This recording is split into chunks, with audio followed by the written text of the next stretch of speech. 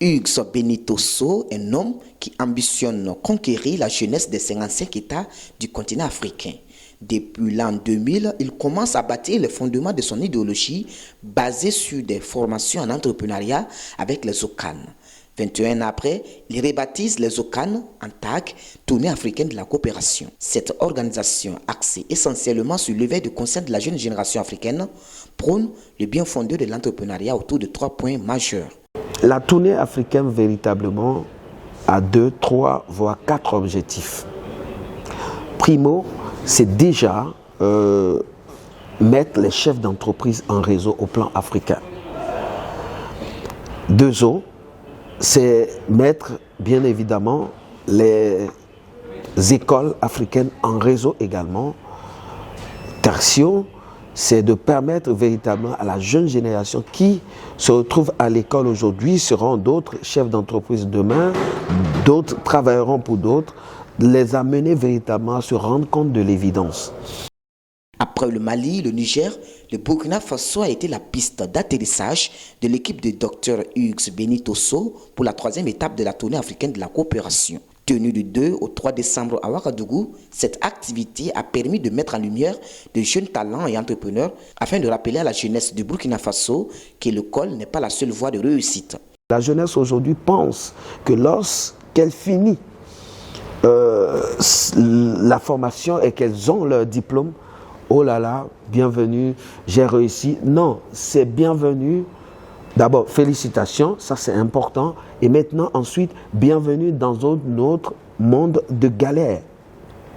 Il faudrait qu'on leur dise ça. Bienvenue dans un autre monde de galère. Cette jeunesse doit comprendre qu'aujourd'hui, pour réussir, il faut payer un prix. Et le A, B, C, D que nous avons appris à l'école peut se pratiquer ou se pratique aussi dans notre vie quotidienne. Parce que les étapes ne se brûlent pas. Voilà pourquoi nous allons à la rencontre des jeunes étudiants pour permettre à ces jeunes-là de s'imprégner des réalités des gens, des hommes et des femmes qui ont réussi. L'échec est l'ami fidèle de tous les grands entrepreneurs. Et pour réussir dans la vie, il faut accepter, trébucher et ensuite se relever. Et c'est de cette façon qu'on arrive à goûter aux fruits du bonheur. Par exemple, le témoignage que les chefs d'entreprise viennent partager, c'est leur déboire, c'est leurs échecs, c'est ce qui leur est arrivé le pire au monde, que ces jeunes chefs d'entreprise-là, ou ces chefs d'entreprise-là, ou ces personnalités-là viennent partager avec les étudiants pour leur montrer qu'ils ont traversé des déserts pour être là où ils sont aujourd'hui. On voit un jeune, on lui dit, bah écoute, j'ai lu le livre Comment Dangote est devenu riche, comment Eboma fait puisqu'on est au Burkina Faso, comment Eboma fait devenir riche, comment telle personne est devenue riche, mais le parcours de l'autre n'est pas ton parcours.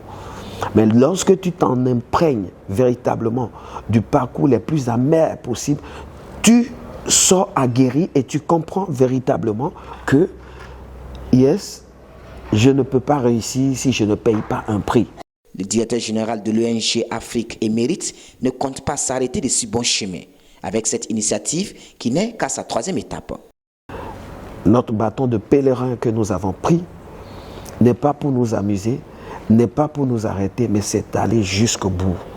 Jusqu'au bout.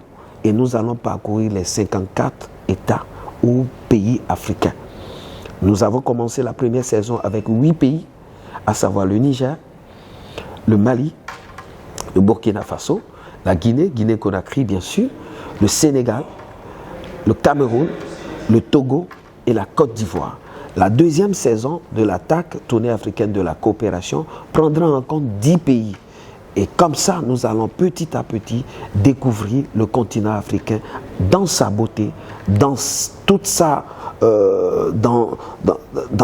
plénitude, dans tout son rayonnement, avec les Africains qui brillent de par leur travail et qui font également briller l'Afrique.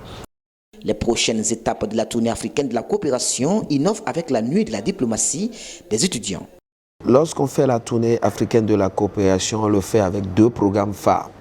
Et à partir de la Guinée, nous allons augmenter un programme. Le premier programme, c'est le JPTAC, qui est la journée de partage d'expérience avec les jeunes étudiants. il y a la NMTAC, qui est la nuit du mérite africain.